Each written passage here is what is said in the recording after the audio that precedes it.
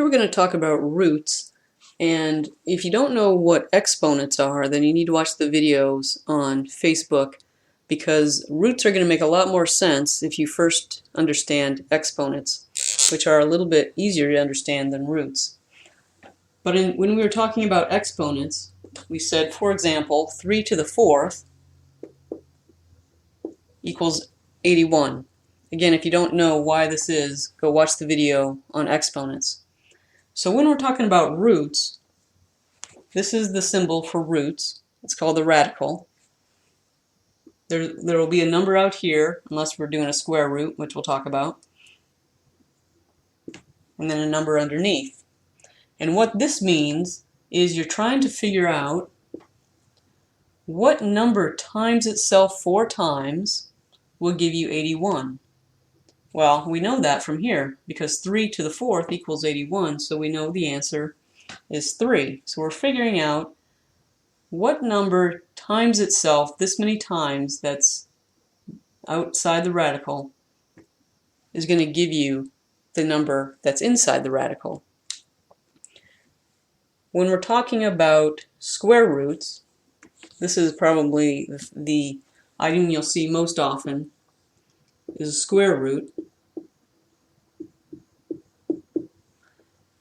It technically has a 2 out here, but people don't write the 2 just because it's kind of a common understanding that if there's no number out there, then you're talking about the square root.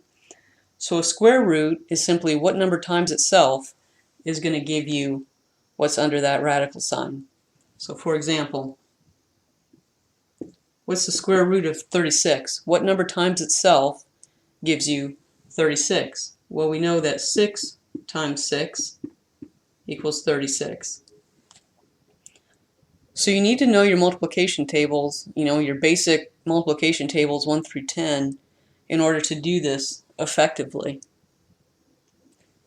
So this is square root if there's no number outside. And again, it's just what number times itself, not times 2, times itself, is going to give you the number that's sitting under the radical sign. Square root is probably the most common question you'll get asked. The other is called cube root. And that's when you have a 3 outside of it. So cube root is what number times itself 3 times is going to give you this number. So what number times itself is going to give you 125. So let's say what we're trying to figure out is y. So y times y times y. What number times itself 3 times, because there's a 3 out here, 1, 2, 3, times it. What number times itself is going to give you 125. Well, the answer is 5, because 5 times 5 times 5 equals 125. Now you generally won't have to do cube roots in your head, although in the next part 2 video we'll talk about some cube roots that you should know offhand.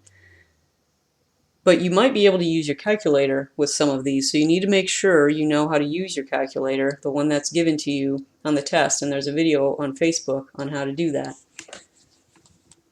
But I'll quickly show you that if you're doing a square root, so let's say we're going to do the square root of 4.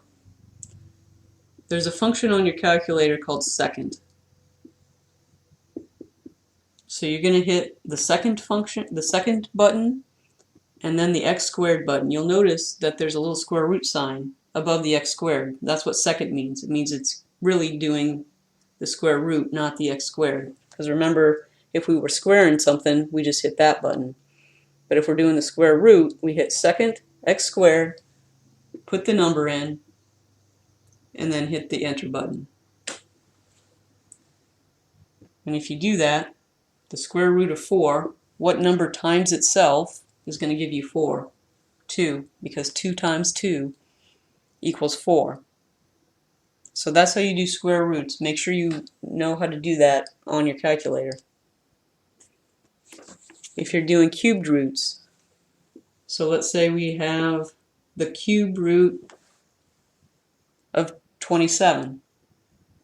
Now this is a little bit different because you have to put the number in first. So you would put 3, and then you hit the second function, or the second button, and then you hit the button that looks like a caret, or a mount. It's called a caret, or a mountaintop. And then you put in 27, the number under the radical, and then you hit enter. So if you're doing anything other than a square root, you're going to put the number that's up here, type that in, hit the second button, hit the caret button, type in the number under the radical, and hit enter. And that's going to give you the answer.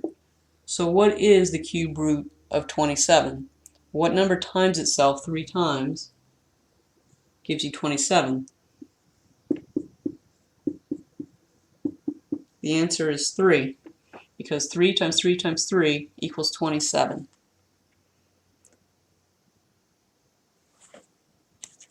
I'm going to show you one more thing, is that it's possible to have fractions as your exponent.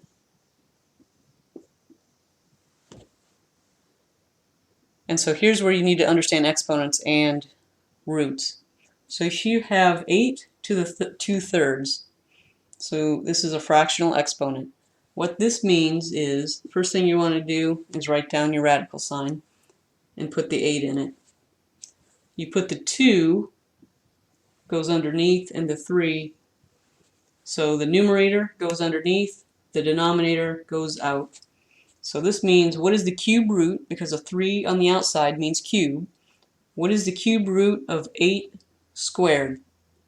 There's 2 ways you can do this. You can do the 8 squared first and then find the cube root. So what's 8 squared? 8 times 8 is 64. And then you find what's the cube root of 64. What number times itself 3 times gives you 64. You can plug it into your calculator, or you can know that the answer is 4, because 4 times 4 times 4, 3 times, 1, 2, 3, 4 times 4 times 4 equals 64. So that's one way to do it. You first do the exponent underneath. We got 64, and then you take the cube root of that. The other way that you can do it, if it's easier,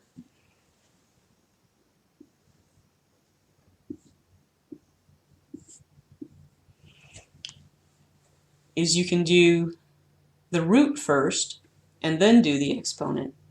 So you could do, what's the cube root of 8? So what number times itself 3 times gives you 8? Well, the answer is 2, because 2 times 2 times 2 is 8. So the cube root of 8 is 2, and then we do the square. So what's 2 squared is 4. So we got the same answer, it's just 2 different ways of doing it. Whichever you really want to do it, whichever way is easier, or whichever way makes more sense to you. Like this way, it's easier to find the cube root of 8. That's actually something you should have memorized. The cube root of 8 is 2, because 2 times 2 times 2 is 8. And then 2 squared is 4. But you can do it where we did the cube root of 64, because we did this first. 8 squared equals 64. And that also equals 4.